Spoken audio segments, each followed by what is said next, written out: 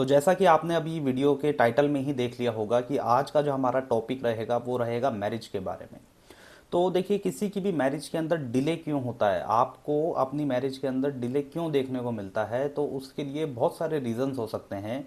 लेकिन बहुत सारे लोगों का ये भी सवाल रहता है कि हमारी कुंडली के अंदर शुक्र जो है, वीनस जो है, उसकी प्लेसमेंट बहुत अच्छी है। मतलब या तो वो साइन वाइज हो सकती है, या फिर वो हाउस वाइज हो सकती है, या वो नक्षत्र वाइज हो सकती है। वो कैसे भी हो सकती है कि हमारी कुंडली के अंदर वीनस की जो प्लेसमेंट है वो अच्छी है, लेकिन उसके बावजूद भी हमारी जो मैरिज है उसके अंदर हमें डिले देखने को मिल रहा है। तो इसके लिए आपको और भी चीज़ें देखनी होंगी। आपको मैरिज के लिए सिर्फ ऐसा नहीं है कि शुक्र की प्लेसमेंट आपने देख ली तो उसी के हिसाब से आप अपनी मैरिज को देखेंगे। शुक्र जो होता है कुंडली के अंदर, जो वीनस प्लैनेट होता है, वो आपकी क्वालिटी ऑफ मैरिज को इंडिकेट करता है कि आपकी मैरिज जो रहेगी उसकी क्वालिटी क्या रहेगी। ये अगर मैं एक मेल की बात करता हूं, तो मेल की कुंडली के अंदर उसका जो वाइफ का कारक होता है, वाइफ का जो सिग्निफिकेटर होता है, वो होता है शुक्र। ठीक है। और आपकी मैरिज होगी कब, ये डिपेंड करता है कि आपकी कुंडली के बाकी सारे जो कॉन्सेप्ट हैं, जैसे उसके सेवन्थ हाउस से रिलेटेड जो चीज़ें हैं और भी सारी चीज़ें जो हम इस वीडियो में डिस्कस करेंगे, तो वो चीज़ें आपको मेजर देखनी जरूरी हैं। तो यही हमारा टॉपिक है, इसी चीज़ की क्लैरिटी के बारे में हम आज बात करने वाले हैं। तो इसके लिए सबसे पहले तो आपको अपनी कुंडली लेनी है। किसी भी ऑनलाइन सॉफ्टवेयर से आप अपनी कुंडली बना सकते हैं। कुंडली बनाने के लिए आपको आपकी date of birth, time of birth, place of birth, ये तीन चीज़ें चाहिए होती हैं। किसी भी ऑनलाइन सॉफ्टवेयर से आप ये जब बनाएंगे तो इस टाइप से आपके सामने एक चार्ट आएगा। ठीक है। अब यहाँ पे नंबर आपको कोई भी दिख सकता है, 1 से लेके 12 तक यहाँ स्टार्टिंग हो सकती है। तो यहाँ पे कोई भी नंबर वो जो होते हैं वो साइन होते हैं। ये मेरे को बार बार बताना पड़ता है क्योंकि ये बहुत बेसिक है। हो सकता है कुछ लोग ऐसे हों जो फर्स्ट टाइम वीडियो देख रहे हों, तो उनके लिए भी ये जानना ज़रूरी होता है कि कुंडली के अंदर साइन क्या होते हैं और उसके बाद प्लैनेट क्या होते हैं। तो ये जो आप अभी देख रहे हैं ये सारे हाउसेज होते हैं, ये वाले सारे हाउसेज हैं। यहाँ 1 से लेके 12 तक कोई भी नंबर आपको दिख सकता है। इस तरह से नंबर होते हैं, 8, 9, 10, 11 और ये 12। तो ये मैंने इस टाइप से एक कुंडली बनाई है। अब इसके अंदर आपको क्या देखना है कि मैरिज के लिए जो हम हाउस कंसीडर करते हैं वो होता है सेवन्थ हाउस।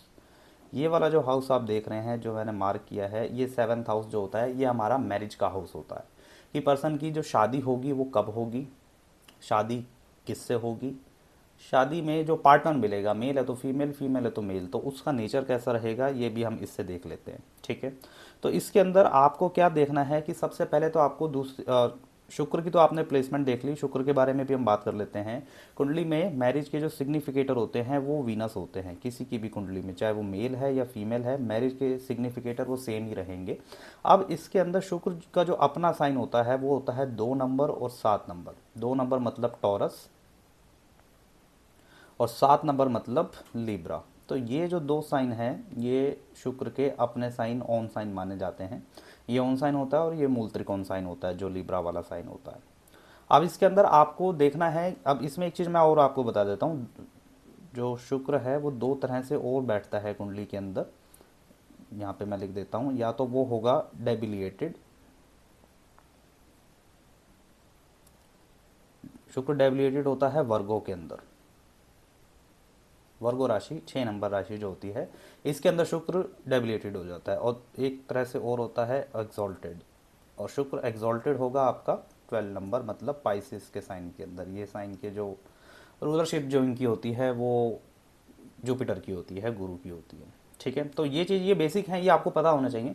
अब इसमें आपको ये देखना है कि अगर इन तीनों साइनों में जो जो मैं अभी मार्क कर रहा हूँ, या तो शुक्र आपका एग्जॉल्टेड है पाइसिस के अंदर, या शुक्र आपके टॉरस के अंदर है ऑन साइन में, या शुक्र आपकी कुंडली के अंदर लीब्रा साइन में है। अगर इन तीनों में से 2 नंबर, 7 नंबर और 12 नंबर, अगर आपकी कुंडली में शुक्र इन साइन के अंदर है, हाउस की मैं बात नहीं कर रहा हूँ, किसी भी हाउस में हो सकते हैं, इन तीनों वाले साइन के अंदर है, इसका मतलब आपकी कुंडली के अंदर शुक्र जो है वो अच्छे हैं, अच्छे बैठे हैं, ऐश और आराम के कारक होते हैं।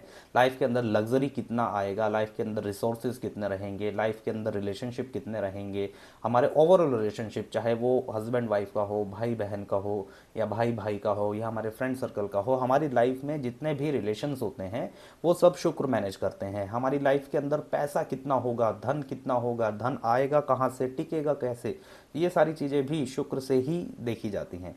तो धन तो एक काफ़ी एक इम्पॉर्टेंट टॉपिक है आज की डेट पे, लेकिन धन से भी ज़्यादा जो चीज़ें देखी जाती हैं वो है रिलेशनशिप। आपका रिलेशनशिप अगर ठीक है और धन अगर थोड़ा कम भी है तो भी आप लाइफ में सेटिस्फाइड रहेंगे, उसमें कोई प्रॉब्लम आपको देखने को अपनी लाइफ में नहीं मिलेगा ज़्यादा। अब इसमें हम बात ये कर रहे हैं कि मैरिज के अंदर डिले क्या होता है। तो सबसे पहले तो मैरिज देखिए क्या होता है, मैरिज एक यूनियन होता है, ठीक है। एक मेल का फीमेल से, फीमेल का मेल से। आजकल तो सेम जेंडर में भी मैरिज हो रही है, बट अभी हम जनरली बात कर रहे हैं मेल फीमेल, फीमेल मतलब अपोजिट जेंडर से। तो उसके लिए सेवन्थ हाउस की कंडीशन देखना आपको सबसे ज़्यादा ज़रूरी होता है। सेवन्थ हाउस की कंडीशन के साथ साथ अब कुछ पॉइंट मैं आपको बताता हूँ जो आपको देखने हैं कि उसके साथ और क्या क्या चीज़ें आपको देखना है। तो देखिए, सबसे पहला जो डिले का कारक आता है वो होता है सैटर्न का इन्फ्लुएंस। सैटर्न इन्फ्लुएंस ये आपका कैसे भी हो सकता है। सैटर्न का इन्फ्लुएंस ये मेजर कारक होता है कुंडली के सेवन्थ हाउस में अगर शनि की प्लेसमेंट है, मतलब सेवन्थ हाउस में अगर शनि की प्लेसमेंट SA आपको वहाँ पे लिखा हुआ दिख रहा है सेवन्थ हाउस में, तो इसका मतलब ये है कि आपकी मैरिज के अंदर आप चाहे किसी भी कम्युनिटी से हो, क्योंकि देखिए अलग अलग कम्युनिटी की अलग अलग एक मैरिज की एज होती है। कईयों की एज 20 से लेके 22 साल में भी हो जाती है मैरिज। कईयों की एज अगर 25 से 26 है तो उनकी कम्युनिटी के अंदर वो माना जाता है कि वो राइट एज है। कईयों की कम्युनिटी में, बहुत लोगों की कम्युनिटी में माना जाता है कि मैरिज 30+ होती है और बहुत लोग 35 के बाद मैरिज करते हैं, ठीक है। तो आपको जिस भी कम्युनिटी में आपका बर्थ हुआ है, आपको ये देखना है कि आपकी कम्युनिटी की जो एवरेज मैरिज की जो एज है, जैसे वो कोई भी हो सकती है, तो आपको वो देख के चलना है कि वो वाली एज क्या है। अब आपकी मैरिज उससे जल्दी होगी या डिले होगी, तो वो आपको उस चीज़ से कंसीडर करना पड़ेगा। अगर आपकी कुंडली में सेवन्थ हाउस में शनि की प्लेसमेंट आती है तो इसका मतलब ये होता है कि आप की मैरिज के अंदर बाय डिफॉल्ट एक डिले आपको देखने को मिलेगा ही मिलेगा, ठीक है। दूसरी चीज़, सेवन्थ हाउस कुंडली का जो होता है, इसके अंदर अगर राहु, RA लिखा है राहु, ठीक है, KE केतु, शनि का तो मैंने आपको बता ही दिया, या कई बार हम कंसीडर करते हैं MA, बहुत बार, कई बार क्या, बहुत बार कंसीडर करते हैं हम ये मंगल की प्लेसमेंट। पहली बात तो ये आपको एक मांगलिक बना देता है, ठीक है। अब इनकी अलग अलग एक्सप्लेनेशन है। राहु की प्लेसमेंट अगर कुंडली के सेवन्थ हाउस में आती है तो मैरिज के आप करना तो चाहोगे, मैरिज की तरफ आपका झुकाव भी रहेगा, लेकिन मैरिज आसानी से फिक्स नहीं हो पाएगी, ठीक है। वो तय नहीं हो पाएगी, क्योंकि क्या होगा, अगर आप सेम कम्युनिटी में, सेम आपके जो कास्ट सिस्टम इंडिया के अंदर होता है, सेम कास्ट में अगर आप मैरिज के लिए जाएंगे तो मैरिज के अंदर आपको डिले देखने को मिलेगा, ठीक है। राहु की वजह से ये आएगा। इसके सॉल्यूशन जो है वो भी, उसके ऊपर भी हम डिस्कशन करेंगे। अभी हम बात कर रहे हैं कि डिले क्यों आता है। दूसरी चीज केतु, अगर केतु की प्लेसमेंट आती है तो पर्सन का पहली चीज खुद ही मन नहीं करता है शादी करने का। उसकी एज कोई भी हो, पर्सन का इंटरनली मन ही नहीं करेगा कि वो शादी करे भी या नहीं करे, तो उसको बहुत इच्छा नहीं रहती है शादी करने की, क्योंकि ये एक डिटैचमेंट का कारक होता है। केतु प्लैनेट जो है ये एक डिटैचमेंट का एक प्लैनेट माना जाता है, जिसकी वजह से पर्सन का यूनियन की तरफ, किसी के साथ रिश्ता बनाने के लिए इच्छा ही नहीं करती है। तो ये एक डिटैचमेंट का एक प्लेनेट है, जिसकी वजह से मन ही नहीं होता है कि पर्सन को शादी करनी भी है या नहीं करनी है। तो उसका एक सिंपल सा होता है कि नहीं, मेरे को शादी नहीं करनी है। अब तीसरा है मंगल। मंगल जो होता है ये भी एक अलगाव शादी के अंदर पैदा करता है, जिसकी वजह से पर्सन का शादी के अंदर डिले देखने को मिलता है, क्योंकि मंगल जो है वो बहुत ही स्पेसिफिक हो जाता है अपनी शादी को लेके, अपनी मैरिज को लेके। जब भी पर्सन अपनी मैरिज की बात करेगा तो वहाँ पे उसको देखने को मिलेगा कि नहीं, वो मैरिज को लेके बहुत ज़्यादा स्पेसिफिक है, और वो स्पेसिफिक चीज़ों को ढूंढते ढूंढते ढूंढते ढूंढते वो उस ऐसी एक एज आ जाती है, एक टाइम आ जाता है, एक माइंडसेट ऐसा आ जाता है कि पर्सन कहता है कि अब बहुत देर हो चुकी है, डिले हो चुकी है, अब अगर शादी करवानी है तो वो किसी से भी शादी कर लेगा। उसके अंदर उसको फिर वो चीज़ें निकल जाती हैं उसके माइंड से, जो वो डिले, जिस जो स्पेसिफिक जो चीज़ें होती हैं, जो पर्टिकुलर चीज़ें वो ढूंढ रहा होता है, वो चीज़ें उसकी कुंडली में से चली जाती हैं, उसकी लाइफ में से चली जाती हैं। अब इसके अंदर एक चीज़ और आती है जो आपको देखने को मिलेगी। एक थर्ड पॉइंट मैं आपको और बता देता हूँ कि डिले किस वजह से होता है मैरिज के अंदर। ज़रूरी नहीं है कि यहाँ पे प्लैनेट की, अभी तो हमने बात करी कि प्लैनेट की प्लेसमेंट की, दूसरी चीज़ आती है प्लैनेट के आस्पेक्ट। अगर ये सारे जो प्लैनेट मैंने आपको अभी ऊपर बताए, जैसे राहु, सैटर्न, केतु और मंगल, ठीक है। राहु के जो एस्पेक्ट होते हैं वो होते हैं 5, 7, 9। सैटर्न के जो एस्पेक्ट होते हैं वो होते हैं 3, 7 एंड 10। केतु के जो एस्पेक्ट होते हैं वो होते हैं 4, 7, 8। सेम मंगल के होते हैं 4, 7, 8। अगर ये एस्पेक्ट भी, ये जो मैंने लिखे हैं अभी, ये एस्पेक्ट भी अगर कुंडली के 7th हाउस के ऊपर आ रहे हैं किसी भी तरह से, 7th हाउस के ऊपर अगर इन प्लैनेट का एस्पेक्ट पड़ता है, फॉर एग्जांपल राहु की प्लेसमेंट फर्स्ट हाउस में है, ठीक है। अगर राहु की प्लेसमेंट फर्स्ट हाउस में आएगी तो कुंडली का जो 7th हाउस बनेगा उसके अंदर बाय डिफॉल्ट केतु की प्लेसमेंट आ जाएगी। तो जिसकी वजह से मैंने अभी आपको बताया कि मैरिज का एक मन ही नहीं करता है पर्सन का, मैरिज में मन लगना, किसी के साथ रिलेशनशिप बनाना, वो नहीं पर्सन लाइक करता है। पर्सन को आइसोलेशन ही पसंद होता है, अपनी लाइफ खुद ही कैसे जीनी है वो पर्सन वो सारी चीज़ें उस हिसाब से लेके चलता है, उसको यूनियन पसंद नहीं आती है। अब बात करते हैं हम सैटर्न की। सैटर्न अगर फर्स्ट हाउस के अंदर आता है तो उसका सीधा 7th जो एस्पेक्ट रहेगा वो 7th हाउस पे आ जाएगा।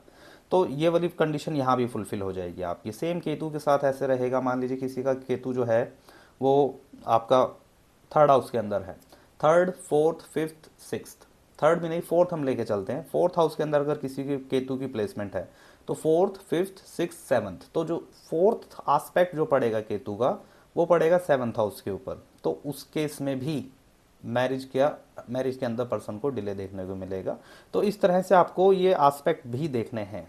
आपको अपना ये तो देखना ही है कि वहाँ पे प्लैनेट की क्या प्लेसमेंट है, उसके साथ साथ आपको ये भी देखना है कि वहाँ पे एस्पेक्ट कैसे पड़ रहे हैं। अगर ये सब पढ़ रहे हैं, अगर आपकी कुंडली के अंदर शुक्र की प्लेसमेंट अच्छी भी है, जो हमने स्टार्टिंग में ही बात करी थी, जो टॉरस में, लिब्रा में या फिर पाइसिस में, हम डेबिलिटेड की बात अभी नहीं कर रहे हैं, हम एक्सॉल्टेड शुक्र की बात कर रहे हैं। अगर उस तरह से भी शुक्र की प्लेसमेंट है तो भी आपको अपनी मैरिज में डिले देखने को मिल सकता है, ठीक है। अब आपको यहाँ पे ये देखना होता है कि आपका टाइमिंग क्या चल रहा है। टाइमिंग दो तरीके से देखा जाता है वैदिक ज्योतिष के अंदर। एक तो आपको देखना है कि दशा क्या चल रही है, ये दशा सबसे बड़ी होती है। दशा मतलब किसकी सरकार चल रही है, जिसकी सरकार चलेगी, जो रूलिंग पार्टी होगी, डिसीजन मेजरली उसी के हिसाब से ही लिए जाएंगे। तो कुंडली के अंदर जो 9 ग्रह होते हैं, 9 ग्रहों की अलग अलग दशा होती है, अलग अलग टाइम पीरियड होता है, प्लानिटरी टाइम पीरियड होता है। आप टाइमलाइन मान सकते हैं अपनी लाइफ की। उसके अंदर किसी की महादशा भी हो सकती है, महादशा के अंदर अंतरदशा भी हो सकती है। तो एक चीज़ तो आपको दशा देखनी है, दूसरी चीज़ आपको देखनी होती है टाइमिंग।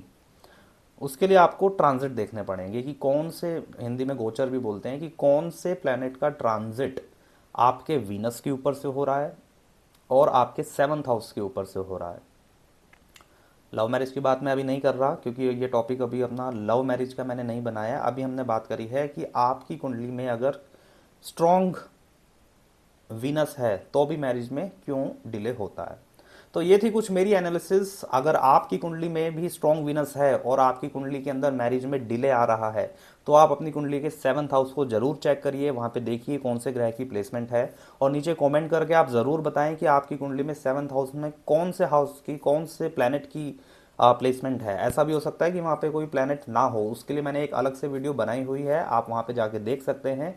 और अगर वहाँ पे प्लैनेट की प्लेसमेंट है तो वहाँ पे आपको कमेंट करके आप ज़रूर बताएं। और चैनल को आप लाइक कर सकते हैं, वीडियो को लाइक कर सकते हैं, चैनल को सब्सक्राइब कर सकते हैं और वीडियो को शेयर कर सकते हैं।